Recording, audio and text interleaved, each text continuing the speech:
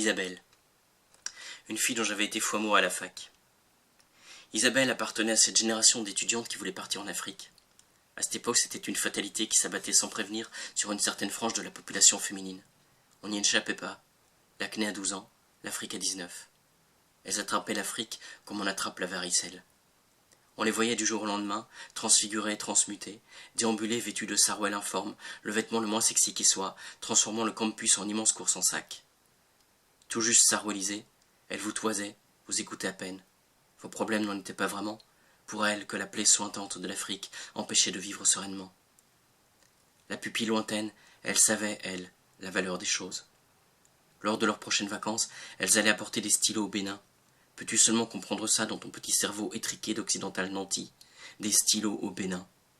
Elles s'attelaient alors à une collecte parmi leur entourage. Collecte qui avait moins pour fonction de collecter que de montrer qu'elles collectaient. S'engageait alors, pour certains d'entre nous, une course-poursuite quotidienne.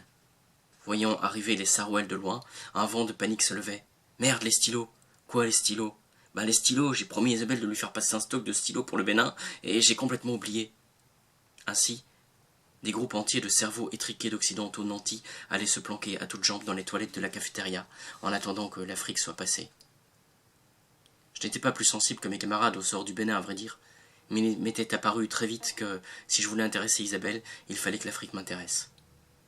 La misère de l'Afrique était un levier idéal pour régler ma propre misère sexuelle. Ainsi, tous les matins, j'allais la voir avec un stylo, un seul. Ce qui était, je le concevais, parfaitement absurde. J'aurais très bien pu lui en donner 4, 5, 10 en une seule fois, mais la répartition de mes dons permettait de multiplier les occasions de la croiser. La première fois que je m'étais approché d'elle, mon stylo à la main, j'étais aussi fébrile que si je me rendais à mon premier rendez-vous. Tiens, Isabelle, pour le Bénin. Cette phrase, tiens Isabelle pour le Bénin, 1000 fois je l'avais tournée en boucle la veille dans ma chambre de cité U, face au petit miroir qui surplombait mon lavabo. Après des dizaines de versions, à force de travail et d'acharnement, j'étais parvenu à lui insuffler une tonalité d'une modestie héroïque, mélange de détachement et d'implication tourmentée de celui pour qui ce geste est naturel, car ne sommes-nous pas tous au fond citoyens du monde? Et n'est-ce pas la moindre des choses d'aider son prochain quand on a la chance de vivre dans un pays développé? Elle avait accueilli mon premier stylo avec un enthousiasme surpris, qui m'avait encouragé à sauver le monde à nouveau dès le lendemain, et le jour d'après, et celui d'encore après, toujours armé de mon unique stylo quotidien. Mais au fil des jours, je voyais son expression perdre en enthousiasme, pour gagner en inquiétude, glisser lentement du « Ah cool, des stylos !» à quelque chose qui se rapprochait de « Encore un stylo !» à tel point qu'il me sembla qu'elle commençait à m'éviter, infléchissant sa trajectoire dès qu'elle m'apercevait de loin. Mais j'étais probablement paranoïaque. Pourquoi m'aurait-elle évité? Pourquoi se serait-elle privée de mon aide? Elle et moi avions un pays à sauver. Un jour, la sentence est tombée. J'aurais dû m'y attendre. Notre idylle stylographique ne pouvait pas durer éternellement. C'était trop beau. « Oh, merci beaucoup, Audrien. C'est super sympa. Maintenant, j'ai tout ce qu'il me faut. J'ai suffisamment de stylos. Merci pour tout. » Suffisamment.